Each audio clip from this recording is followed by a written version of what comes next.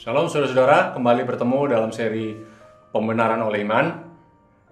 Kesempatan kali ini kita akan membicarakan mengenai Elia ketiga.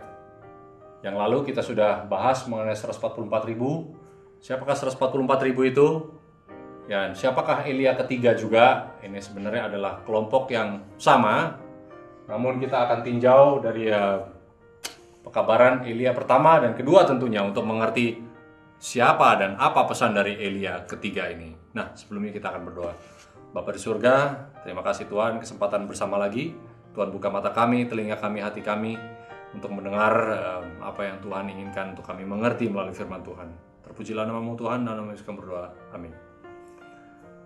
Baik, saudara, Elia yang ketiga tentu berkaitan erat dengan Elia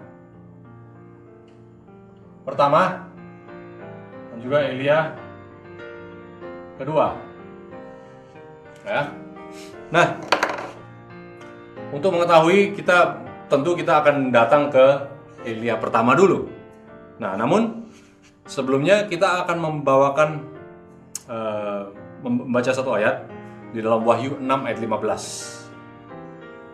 Saya bacakan ya. Dan raja-raja di bumi, pembesar-pembesar, serta perwira-perwira, dan orang-orang kaya, serta orang-orang berkuasa, semua budak serta orang merdeka bersembunyi ke dalam gua-gua dan celah-celah batu karang di gunung.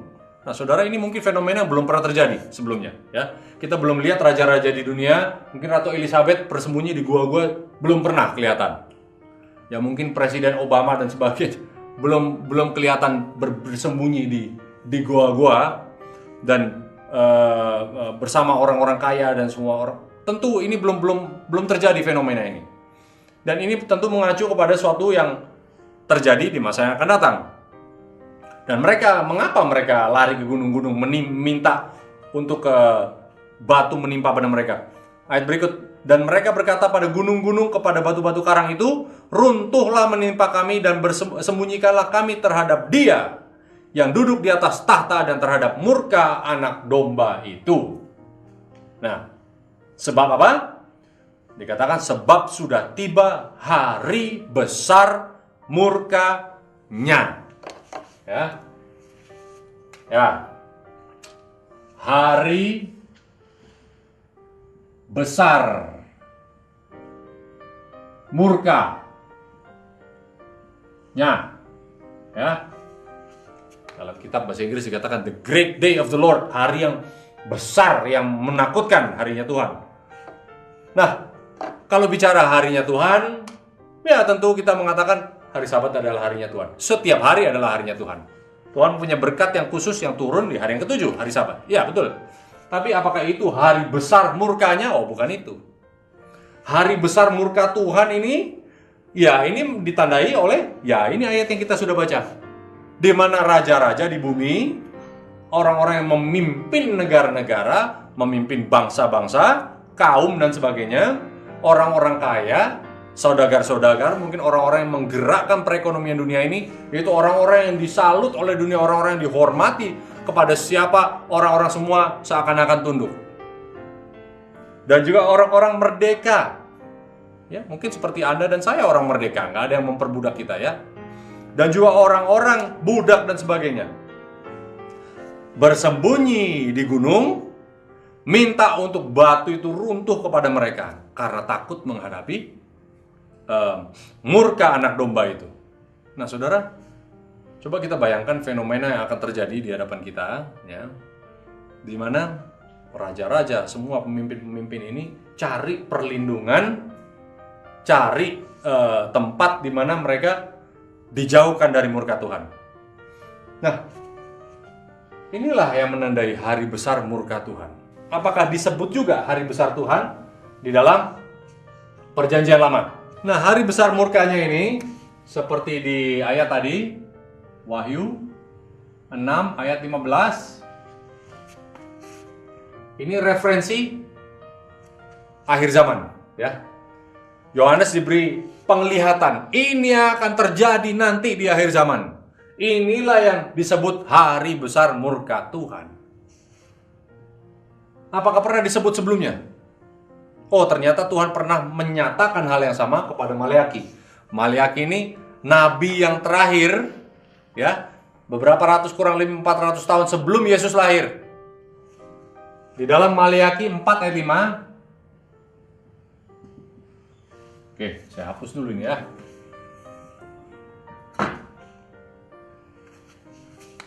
Maleaki 4 ayat 5 dikatakan, sesungguhnya aku, Tuhan bilang, akan mengutus Nabi Elia kepadamu menjelang datangnya hari Tuhan yang besar dan dahsyat itu.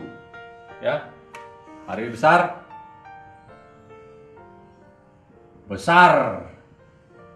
dan dahsyat bahkan ya. Sama lah ini. Hari besar itu, ini kita bilang hari besar lah, the great day ya. Bukan hari raya ya. Hari yang menakutkan. Bukan hari tanggal merah maksudnya. Hari besar Tuhan. Inilah saya simpulkan jadi gini aja ya. Hari besar Tuhan disebut Wahyu 6, disebut juga beberapa ratus tahun sebelumnya. Sebelum hari besar Tuhan, aku akan kirim Nabi Elia. Ya. Akan dikirim Elia. Nah, saudara, kepada Maleaki ini kurang lebih 300 tahun sesudah Elia ini. Elia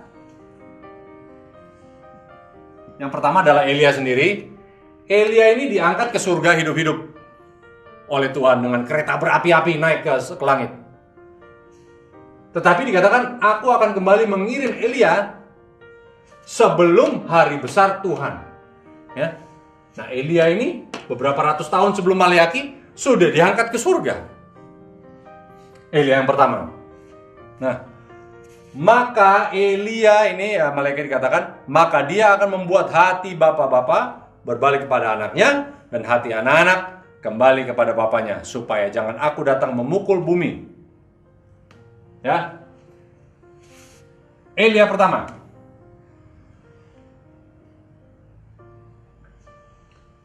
Nah, ini kita setuju bahwa sebelum hari besarnya Tuhan, nanti dia akan datang, Tuhan sedang kirimkan Elia lagi. Ya. Untuk belajar seperti apa Elia ini yang dikirim nanti, kita mesti mengetahui Elia yang pertama dan Elia yang kedua. Nah, Elia yang pertama adalah Elia sendiri yang diangkat ke surga dari tempat yang namanya Gilgal. Ya, beberapa pelajaran lalu, saudara-saudara ingat, 12 batu dikumpulkan setelah menyeberang sungai Yordan. Tempat itu dinamakan Gilgal. Tempat itulah di mana 144.000 terkumpul, ya, artinya bagi kita, di mana umat-umat Tuhan yang berjalan selama ini dari Mesir, hatinya bersungut-sungut terus, kemudian mempunyai hati yang baru karena disunat secara rohani, dan di tempat Gilgal inilah tempat di mana Elia diangkat ke surga hidup-hidup. Bagaimana 144.000 pun Tuhan akan angkat hidup-hidup, tidak mengalami kematian. Nah, itu cerita nanti berikut. Mengetahui Elia yang akan dikirim sebelum nanti hari besarnya Tuhan, langit minta diruntuhkan oleh pemimpin-pemimpin, Tuhan akan kirim Elia kembali. Untuk itu kita perlu belajar Elia pertama dan Elia kedua. Elia pertama adalah Elia sendiri, Elia kedua kalau begitu siapa? Nah, saudara, di Matius 11 ayat 13. 11 ayat 13. Yesus sendiri mengatakan mengenai seorang bernama Yohanes Pembaptis. Sebab semua nabi dan kitab Taurat bernubuat hingga tampilnya Yohanes. Dan jika kamu mau menerimanya, Yohanes, dialah Elia yang akan datang itu. Yesus berbicara bahwa Yohanes Pembaptis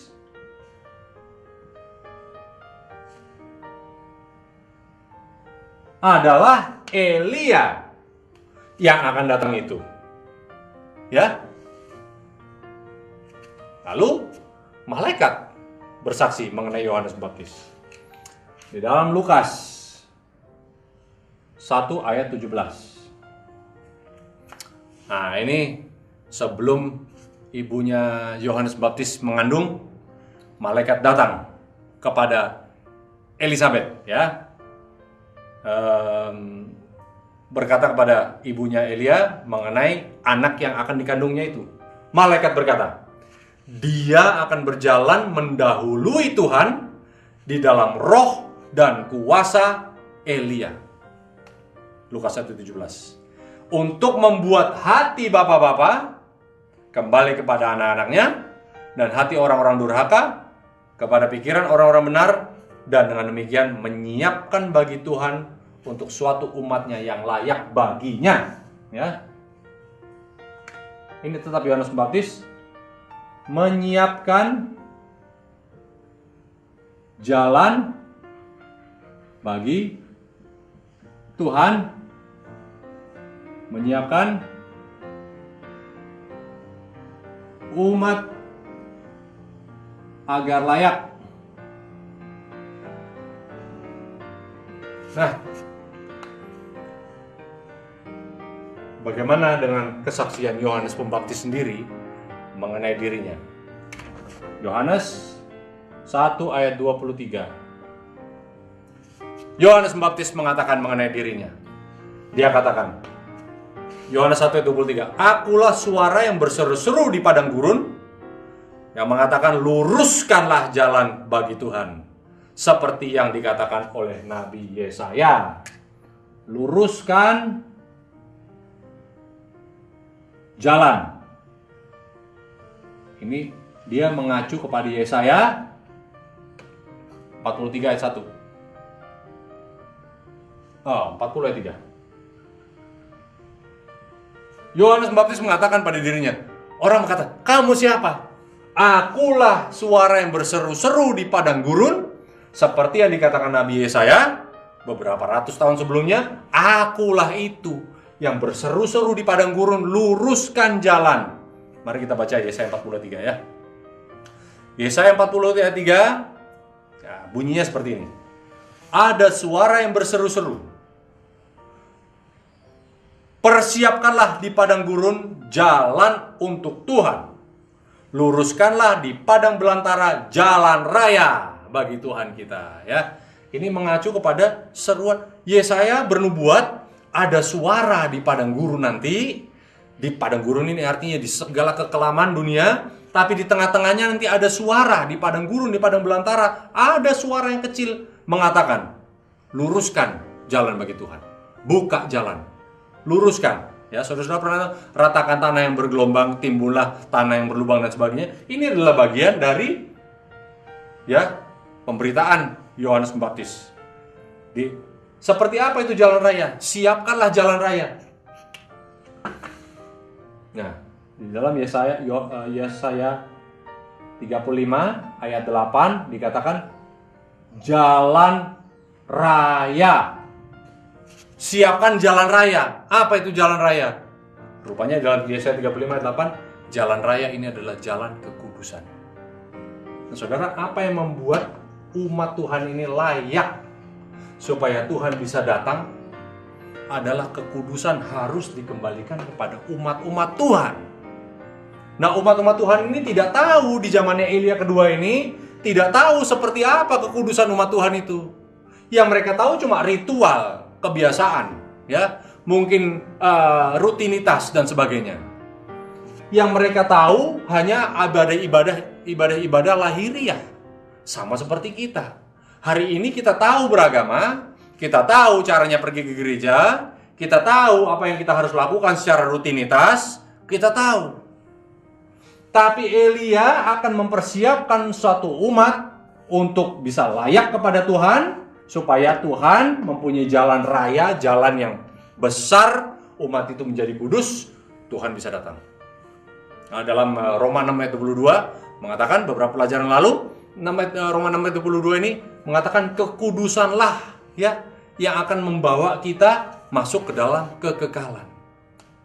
Nah, ini rupanya pekerjaan dari Elia. Elia pertama dan Elia yang kedua. Nah, Elia kedua ini adalah Yohanes Pembaptis, saudara-saudara. Namun Elia yang kedua ini 2000 tahun lalu hampir. Sudah tentu bukan hari besar Tuhan.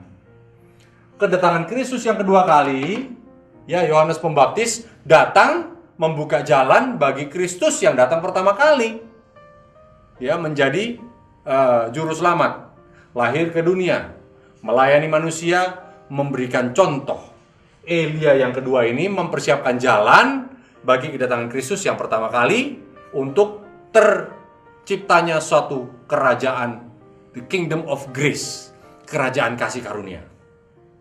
Tetapi ini Elia tidak mempersiapkan untuk hari besar Tuhan yang akan datang ini. Ya jelas Yohanes Pembaptis sudah tidak ada lagi. Bukan Elia yang pertama yang akan dikirimkan nanti. Ya, sebelum ke sana kita melihat lagi Elia pertama. Elia pertama ini 1 Raja-Raja 18.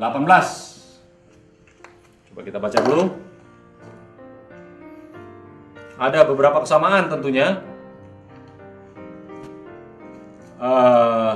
Dari Elia yang pertama dan Elia yang kedua. Nah, 18 ayat 21. Nah, disinilah saudara-saudara kita tahu Elia punya cerita, ya. Elia ini berdiri di tengah-tengah kemerosotan moral, kemerosotan kerohanian umat-umat Israel. Umat-umat Israel sedang dipimpin oleh seorang raja yang tidak takut sama Tuhan. Karena raja ini namanya Raja Ahab, kawin dengan Isabel. Ya, Isabel ini ratu namun melambangkan, ya, dunia. Begitu juga di Elia kedua. Bangsa Israel, ya, sedang dipimpin ada Raja Herodes namanya. Herodes ini sedang kawin dengan seorang perempuan yang melambangkan dunia, yaitu Herodias. Ya. Ini ada beberapa paralel.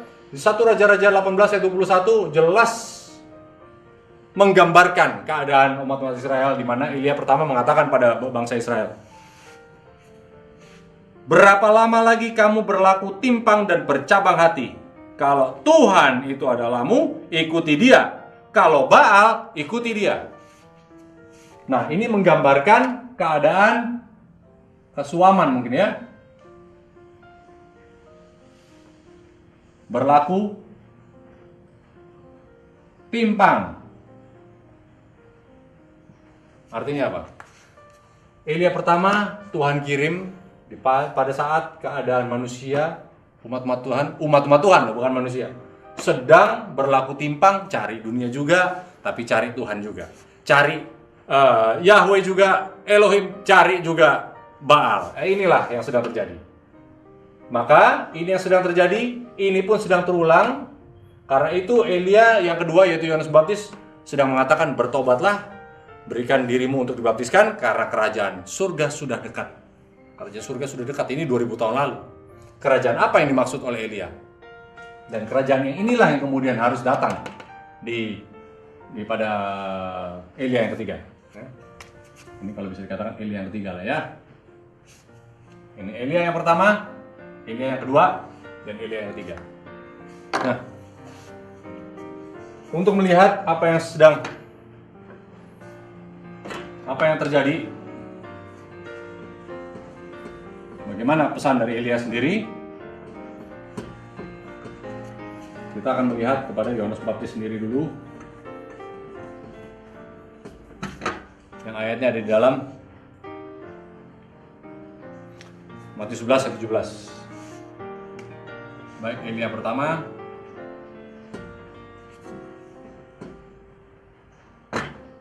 Elia kedua, dan Elia yang ketiga. Mempunyai paralel, ya, pesan yang paralel. Dalam Matius 11 ayat 7, Matius 11 ayat 7 dan 8 dikatakan, "Setelah murid-murid Yohanes pergi, mulailah Yesus berbicara kepada orang banyak tentang Yohanes, tentang Elia. 'Untuk apa kamu pergi ke padang gurun? Melihat buluh yang digoyangkan angin kian kemari? Atau apakah kamu pergi melihat orang yang berpakaian halus? Orang yang berpakaian halus tempatnya ada di istana raja.'" Nah, saudara, ini dua gambar yang menggambarkan Elia, baik Elia yang pertama dan kedua dan ketiga. Elia ini mempunyai roh, di mana digambarkan oleh Matius 11 ayat 7 dan 8. Orang yang seperti Elia ini adalah orang yang teguh, yang punya pendirian teguh, tidak bisa digoyangkan kian kemari. Tidak bisa, angin lagi bertiup, oh lagi cari Tuhan, oh lagi ikut Tuhan. Nanti angin bertiup ke sebelah lainnya, nanti oh lagi ikut dunia. Tidak demikian. Elia adalah orang yang berdiri teguh, tidak seperti buluh yang digoyahkan kian kemari. Inilah Elia. Lalu dikatakan, apakah kamu pergi melihat orang yang berpakaian halus, berpakaian indah? Ini menggambarkan kesederhanaan umat Tuhan, yang menggambarkan Elia, baik kepada Elia yang ketiga yang di zaman kita sekarang ini. Orang-orang yang seperti Elia yang ketiga ini tidak bisa adalah orang-orang yang hanya memikirkan kenyamanan, orang-orang yang memikirkan penampilan, orang-orang yang memikirkan hanya image, orang yang memikirkan hanya tampilan luar. Tidak demikian. Elia yang kedua, Elia yang pertama, kedua, dan ketiga adalah orang-orang yang sederhana, yang tidak memikirkan kenyamanan dunia. Nah, ada satu lagi mengenai Elia sendiri, Yohanes Pembaptis. Elia makanannya pun sederhana. Ya, dikatakan belalang, tapi bukan belalang yang loncat-loncat. Ini adalah kerop, ya. Ini adalah dari polong-polongan. Inilah makanan Elia, dan dia makan madu. Makanan yang sangat-sangat sederhana menjadi konsumsi bagi Elia. Saudara, kalau kita melihat merangkumkan kehidupan Elia, yang pertama, Yohanes Pembaptis, kita bisa melihat gambaran kira-kira umat-umat seperti apa yang Tuhan mau siapkan untuk menjadi contoh, bukan hanya mengajari. Elia yang ketiga sedang mempersiapkan satu umat supaya hidup layak, bukan orang-orang hanya mengajari secara teori. Oh, beginilah teori kesehatan, bagaimana cara hidup sehat, bagaimana cara hidup sederhana, bagaimana untuk menjadi orang yang punya prinsip. Kalau punya hanya teori, tidak diiringi dengan kelakuannya, dengan buktinya bahwa pekabaran itu hidup juga dalam kehidupan mereka, tentu ini bukan Elia yang ketiga. Ya, karena dalam 1 Korintus 1:17 mengatakan, Tuhan tidak mengutus aku untuk membaptiskan orang, namun Tuhan mengirim aku untuk memberitakan Injil, bukan dengan hikmat perkataan, supaya pekabaran salib tidak menjadi sia-sia. Ya. Nah, kalau begitu, ciri-ciri Elia pertama, Elia kedua, dan Elia ketiga, kita sudah bisa dapat gambaran. Mereka adalah orang-orang yang punya prinsip, orang-orang yang hidup sederhana, orang-orang yang tidak cari kenyamanan, orang yang tidak cari image, ya, cari reputasi dunia, dan orang-orang yang tidak yang hidupnya penuh dengan pertarakan, ya, pertarakan kehidupan dengan gaya hidup, pertarakan makanan dan segala sesuatu. Inilah yang harus dilihat oleh dunia, supaya dunia bisa siap. Nah, ada satu hal yang kita ingin berikan. Di saat Yohanes Pembaptis mengatakan kerajaan surga sudah dekat, apa dimaksud? Saudara tahu, umat Israel di saat Elia yang kedua, yaitu Yohanes Pembaptis, datang bekerja, umat Israel ini sedang mengalami suatu krisis yang besar. Sudah 400 tahun mereka berada di Babylon. Tuhan mengatakan, di saat mereka ditawan di kerajaan Babylon, keluar. Kalau sudah 70 tahun berlalu, keluar pulang ke Yerusalem, bangun itu Yerusalem. Namun apa yang terjadi? Begitu banyak umat-umat yang tidak keluar dari Babylon, sehingga Babylon itu sendiri menjadi pusat atau sentra kebudayaan bagi bangsa Yahudi. Bayangkan, bangsa Yahudi yang sudah dikhususkan oleh Tuhan, akhirnya mempunyai pusat kegiatan, pusat kebudayaan, pusat kerohanian pun pusatnya ada di Babylon. Nah, kita bisa bayangkan beratus-ratus kemudian, setelah ada satu perintah untuk membangun kota Yerusalem, dikeluarkan 3 kali. Yang pertama oleh Koresh, Raja Koresh. Yang kedua oleh Darius pertama. Yang perintah kedua oleh Artasasta. Nah, Perintah ini keluar di tahun 457 BC. Perintah untuk, nah ini sejarah ya. Ini perintah membangun Yerusalem 450 tahun sebelum Masehi ya. Saya ganti aja. Nah, apa yang terjadi di 457 tahun ini? Mengenai 457 tahun ini bangsa Israel sedang mengalami krisis kepemimpinan.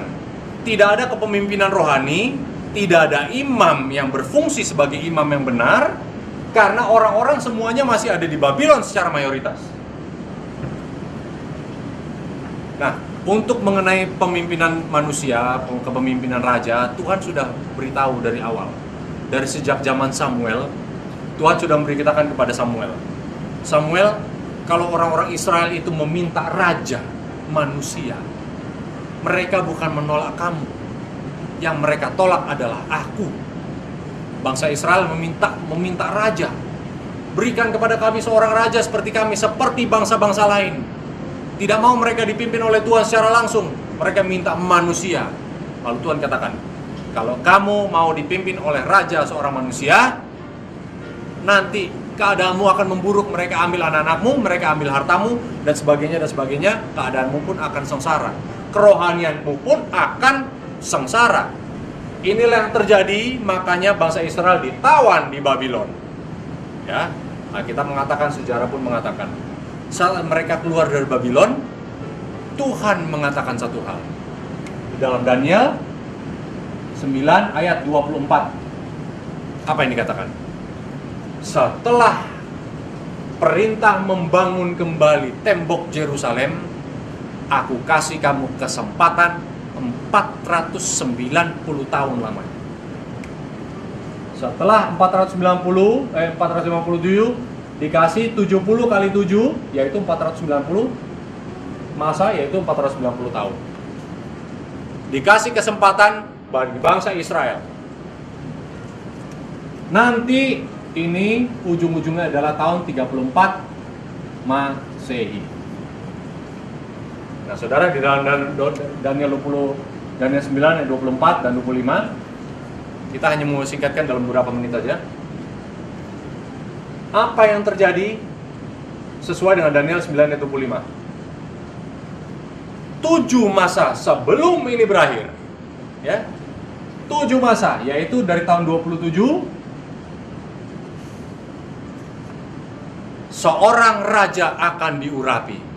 Ya, kalau kita mengacu kepada Samuel, ya, dalam 1 Samuel 12 mengatakan bangsa Israel pun menyesal kemudian. Bangsa Israel menyesal. Waduh, mereka mengatakan pada Samuel, tolong mintakan kepada Tuhan. Jangan menghukum kami karena kami sudah meminta seorang raja. Kami sudah melakukan suatu kesalahan yang besar dengan meminta seorang raja. Samuel katakan, tetaplah berbakti kepada Tuhan.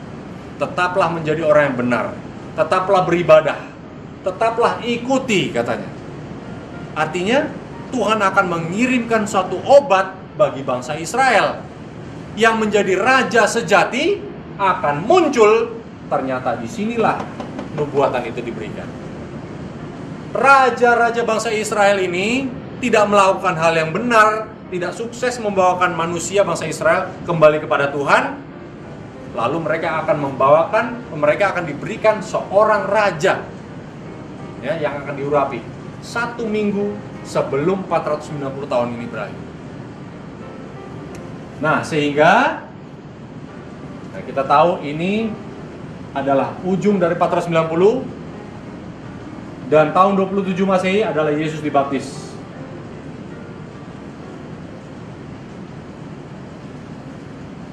Yesus dibaptis, dikatakan dalam Daniel 9:25, dia akan diurapi menjadi seorang raja. Inilah obatnya. Kepemimpinan manusia yang selama ini gagal, Tuhan akan berikan satu obat, yaitu Yesus yang akan diurapi, dibaptis menjadi seorang raja. Sehingga 7 tahun kemudian ini adalah minggu terakhir kesempatan bagi umat mati Israel secara jasmani untuk menerima raja itu atau menolaknya. Dan apa yang terjadi, saudara-saudara? Tahun 34, umat Israel secara resmi menolak Kristus sebagai raja mereka. Dengan cara apa? Mereka melempari Stefanus dengan batu. Ini yang terjadi tahun 34. Jadi umat-umat pemimpin bangsa Israel secara aklamasi menolak Yesus sebagai raja yang diurapi tahun 27. Lanjut lagi, ini hanya sebagai nubuatan. Di dalam Daniel 9:25 dikatakan di tengah-tengah 7 masa itu, di tengah-tengah antara 27 sama 34, dari tahun 31 Masehi, korban kesembelihan itu akan dihentikan. Karena raja yang diurapi ini, karena dia tidak bersalah pun, dia akan disembelih katanya.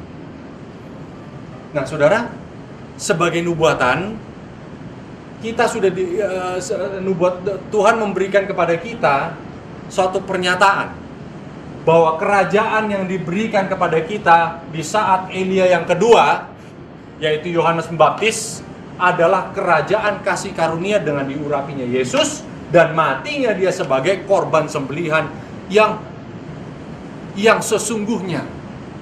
Jadi tahun 31 ini menjadi tanda bahwa saudara dan saya menjadi umat-umat yang ditebus kalau kita percaya kepada Yesus. Karena sesungguhnya umat Israel sudah menolak tahun 34. Nah saudara, kerajaan yang diberitakan oleh Yohanes Pembaptis adalah kerajaan yang didirikan oleh Kristus, bukan kerajaan yang didirikan oleh manusia. Nah kalau begitu, apa yang dinantikan oleh Elia yang ketiga adalah penggenapan kedatangan Yesus yang kedua kali. Kerajaan kasih karunia ini dibuka oleh gereja mula-mula yang dipersiapkan oleh Yohanes Pembaptis, mengatakan mari bertobat. Untuk itulah begitu banyak hasil dari hujan awal. Gereja mula-mula, orang ribuan setiap hari datang kepada Kristus. Gereja berkembang secara pesat, mengerti apa rencana keselamatan melalui Kristus, bukan lagi melalui hukum.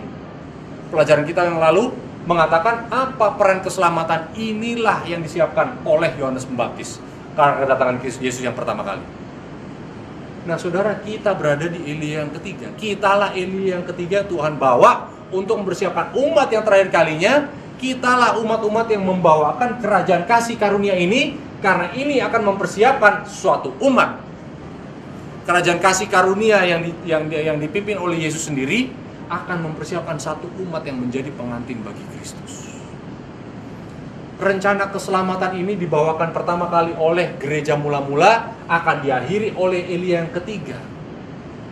Karena selama 2000 tahun sejak Yesus mati sampai zaman kita sekarang ini hampir 2000 tahun, ternyata umat yang disiapkan ini belum siap juga.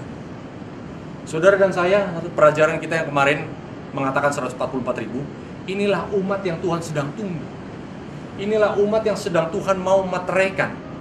144.000 adalah umat yang Tuhan sedang tunggu dimateraikan, karena hari ini mungkin kita masih adalah orang-orang yang masih seperti Efraim yang menyembah berhala, dan juga sama seperti suku Dan yang suam-suam kuku.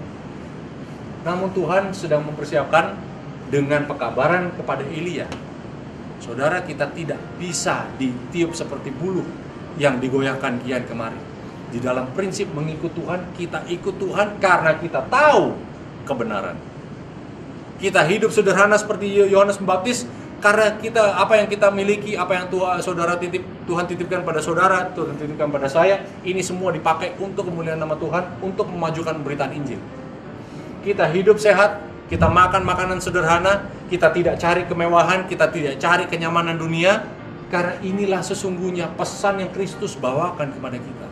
Mungkin pemberitaan Injil dianggap bodoh oleh hikmat dunia, tapi inilah membawakan kepada kehidupan yang kekal.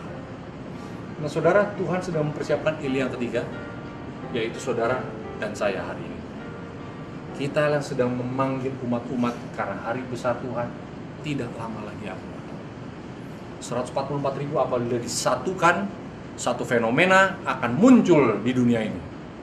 144.000 di saat selesai dimateraikan, terkumpul secara utuh, Tuhan akan mengizinkan setan memunculkan satu fenomena, yaitu hukum hari Minggu. Hukum hari Minggu akan muncul, akan dimunculkan oleh pemerintahan Amerika Serikat dan tidak lama akan disusul oleh dunia, akan mempersulit keadaan umat-umat yang percaya kepada Tuhan. Nah, biarlah saudara dan saya siap apabila hari besar Tuhan yang dahsyat itu akan datang, supaya kita disatukan bersama Kristus. Baik, mari kita berdoa. Bapa di surga, terima kasih Tuhan, kebaikan Tuhan mengajarkan kami sedikit dari nubuatan Tuhan yang digenapi di masa yang lalu dengan datangnya Kristus dan diurapinya Yesus sebagai Raja. Tuhan, kami adalah umat-umat yang ingin untuk disatukan bersama Dia. Biarlah Tuhan memeteraikan kami, hati kami dirubahkan, kami disiapkan hari demi hari, semakin lama semakin menyerupai seperti Kristus dalam tabiat dan kelakuan kami, supaya kesaksian bagi Injil bukan hanya pengajaran yang kami ajarkan secara teori, namun biarlah Injil itu hidup dalam kehidupan kami, merubahkan kami, sehingga orang yang tidak percaya sekalipun bisa percaya karena melihat Kristus hidup dalam kehidupan kami. Terpujilah nama-Mu Tuhan, supaya kami karena kami sudah diberikan suatu jalan keselamatan, biarlah Tuhan mau siapkan kami semua untuk kedatangan Kristus yang kedua kali. Terima kasih Tuhan, dan kami suka berdoa. Amin. Baik, sampai berjumpa di kali yang berikut. Tuhan berkati.